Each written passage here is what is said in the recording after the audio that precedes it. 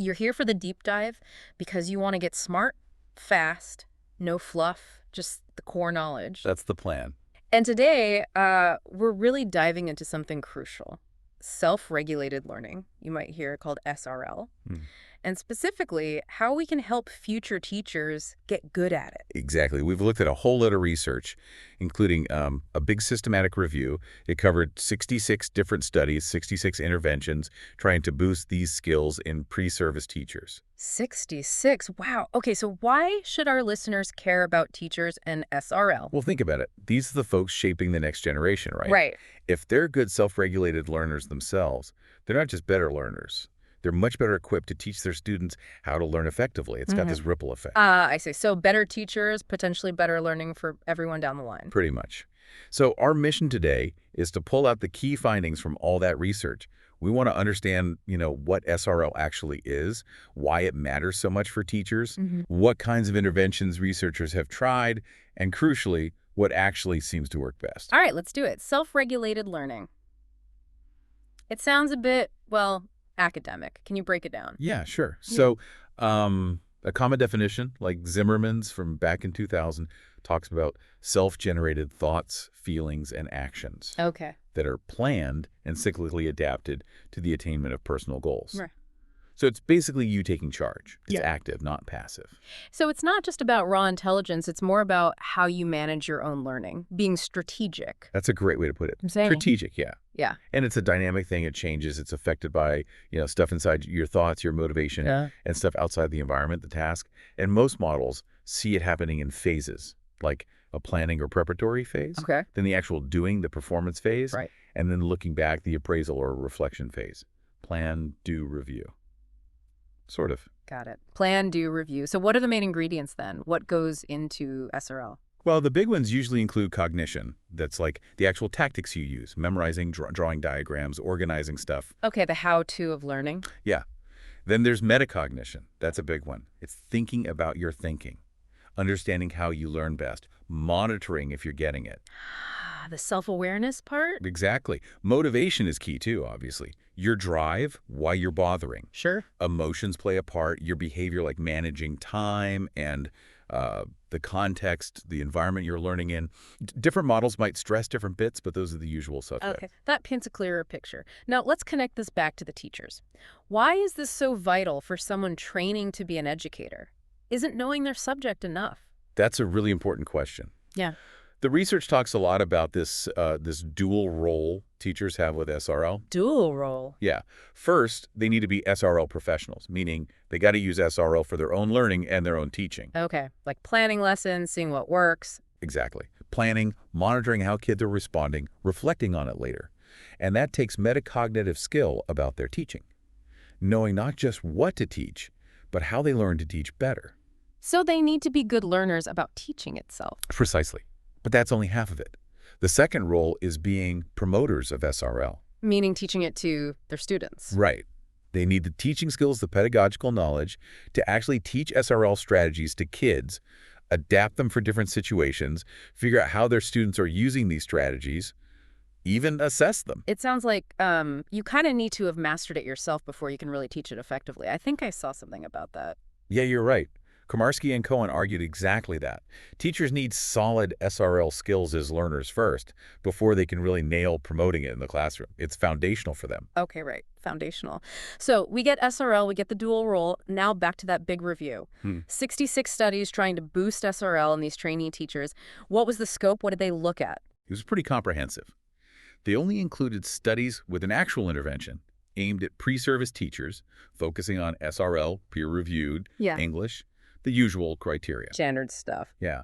And they dug into three main things in each study. First, the theory behind it. What ideas about SRL were they based on?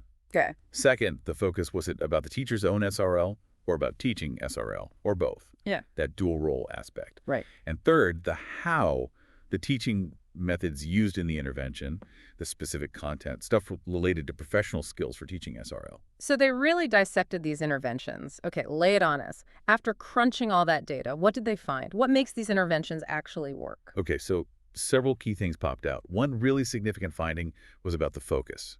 It seems the interventions that worked best didn't try to do everything. Oh, They tended to focus on just one or two areas of SRL.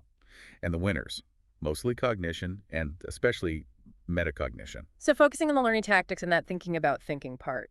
Exactly. Things like, specific memory strategies, using diagrams, organizing notes, that's the cognitive side. And then the metacognitive, reflecting on your own learning, or for teachers, reflecting on their teaching practice. So drilling down seems more effective than a scattergun approach. It looks that way, yeah. Maybe trying to tackle too much just dilutes the effect. And what's interesting within metacognition, lots of interventions promoted metacognitive judgment, like asking, did I understand that? Okay. But fewer focused on identifying why you didn't understand or controlling the process, like knowing what strategy to use next. That deeper level of control wasn't as common in the interventions. Ah, so judging understanding is one thing, but knowing what to do about it is another level. Precisely. That distinction seems important. Okay, that's super interesting. What else came out as effective? Well, it links right back to that dual role we talked about. Ah, The interventions that explicitly targeted both the teacher's own SRL skills and their ability to teach SRL to others. They tended to get better results. so hitting both sides of the coin, learn it yourself. Learn how to teach it. Yep. Seemed to lead to improvements in the teacher's own SRL and their teaching skills. Maybe that's. And interestingly, these dual-role interventions were more likely to actually teach the basics, like what SRL is, though very few interventions managed to cover all the bases of that dual role, Right. like having the knowledge, practicing it yourself, knowing how to teach it, and knowing how to diagnose or assess it in students. Only a handful try to do all four. Okay. So focus is good. Tackling the dual role is good. Yeah. What about how they taught this stuff, the pedagogy? Right. The third piece, they look at direct versus indirect methods. Indirect means like setting up a supportive learning environment, encouraging exploration, Okay. more constructivist. Okay. And that was common, Mm. but the interventions rated as highly effective. They almost always included direct instruction, especially direct training in metacognitive skills. So explicitly teaching the strategies, not just hoping they'll pick them up. Exactly. And a key part of that direct approach seemed to be self-assessment, getting the teachers to assess their own learning and teaching practices. That popped up as really effective. So direct instruction plus self-reflection seems like a winning combo. That's a good way to sum it up. Create the environment, sure, but also explicitly teach the skills and get them thinking about their own progress. Gotcha.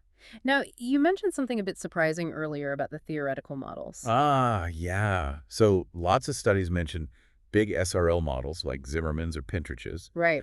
but the review found that which specific model they cited didn't clearly predict how well the intervention worked. Huh. And maybe even more surprising, quite a few studies didn't really explain their theoretical basis in much detail at all. So maybe the specific theory matters less than the practical application.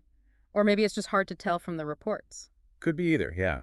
The lack of detail makes it tricky to draw firm conclusions on the theory part. Okay. So we know what seemed to work well: focus, dual role, direct instruction, self-reflection. What about the flip side? What areas were kind of neglected? That's a really key finding, too. There was a noticeable gap around emotional regulation and contextual regulation. Emotion and context. Yeah. But those seem hugely important for learning. Absolutely. We all know mood, stress, the environment, Yeah. they all impact learning.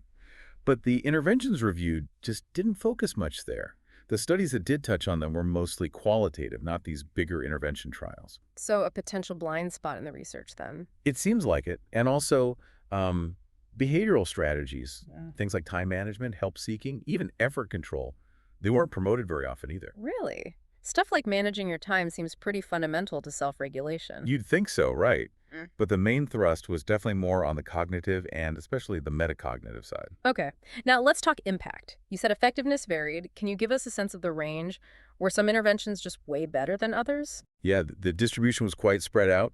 They categorized them highly effective, moderately effective, less effective. It wasn't like one single approach blew everything else away. But there were definite high points. You mentioned some studies with big effects. Oh, for sure. Yeah. They highlighted a couple. One study, Michalski's, got a really strong positive effect just by focusing intensely on metacognitive knowledge. Just the knowledge part. Seems so in that case.